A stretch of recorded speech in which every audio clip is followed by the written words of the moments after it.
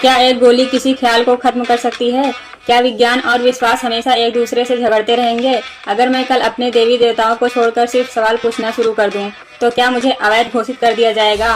और अगर ऐसा है तो फिर सच्चाई बताने का काम आखिर किसका है, धर्म का या विज्ञान का? और इस सब ने एक कलाकार, एक औरत की आवाज की क्या भूमिका है? मैं इन सवालों के साथ खड़ी हूँ, क्योंकि ये सवाल किसी किताब से नहीं निकले, ये उस जमीन से निकले हैं जहाँ एक आदमी अपने विचारों के लिए खड़ा हुआ था, डॉक्टर नरेंद्र दाभोलकर।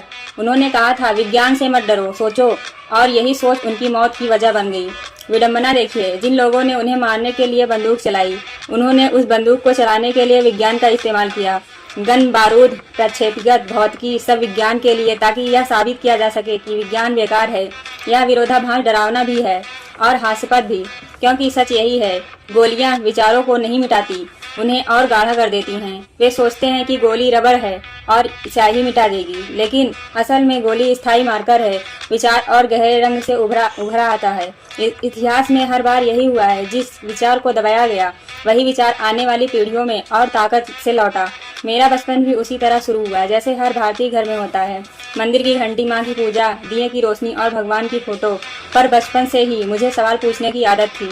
मुझे याद है, जब देश में गणेश मूर्ति दूध पी रही है वाली घटना हुई थी। मैं भी मंदिर गई, दूध चढ़ाया, पर मूर्ति ने नहीं पिया। दोस्त बोला, तेरे दिल में श्रद्धा नहीं। मैं बोली, या तो मेरे दूध में यूरिया है, या तुमने सतह तनाव सर्फ एक्सटेंशन नहीं पढ़ी। बाद में वैज्ञानिकों ने बताया कि वह चमत्कार नहीं, एक साधारण भौतिक प्रक्रिया थी। वो दिन मेरे लिए एक मोड़ था। मैंने समझा, सवाल आस्था का अपनाया नहीं होते, बल्कि उसकी जांच होते हैं। हम बचपन से सुनते हैं, बड़ों से सवाल मत करो, भगवान देख रहा है। इन वाक्यों से हमारे भीतर का सोचने वाला बच्चा धीरे धीरे मर जाता है। जब हम सवाल नहीं पूछते, तो कोई और हमें जवाब थमा देता है, कभी सच्चा, कभी नकली, और वहीं से शुरू होता है अंधविश्वास का साम्राज्य।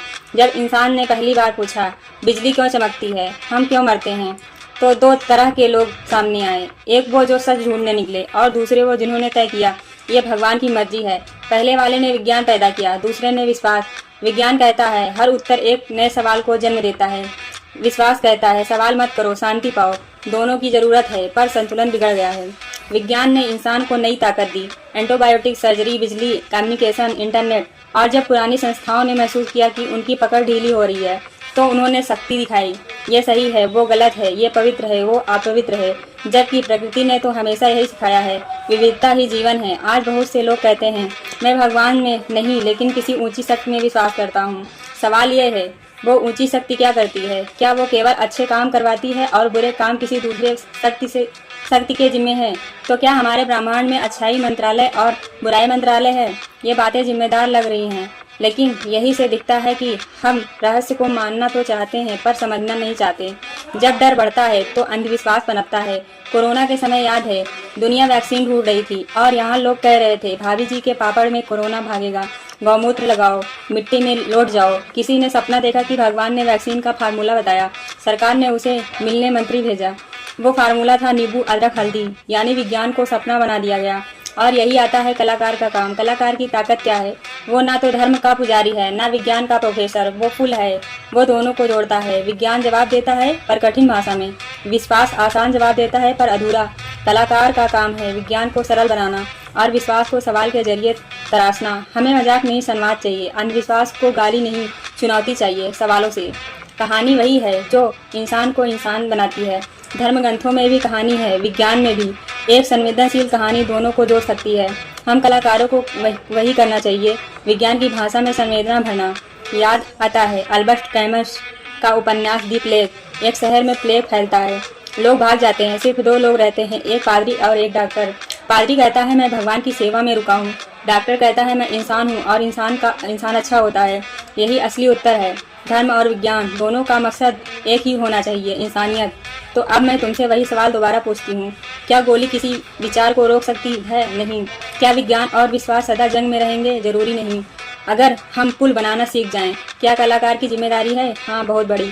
हमारा काम है सवाल पूछना, सिखाना, संवेदना दिखाना, और विज्ञान की भाषा को हर गांव, हर दिल तक पहुंचाना। क्योंकि सबसे बड़ा धर्म न आस्था है, न सिद्धांत।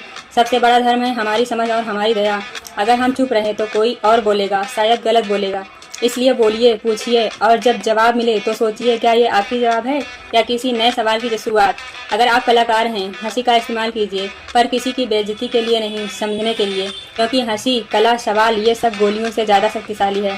और अगर कोई फिर भी गोली चलाए, हमारे विचार, हमारी कहानियाँ हर बार उस गोली से ज़्यादा जोर से गूंजने वाली। लाइक करिए, शेयर करिए, कमेंट करिए स्नेहा के साथ।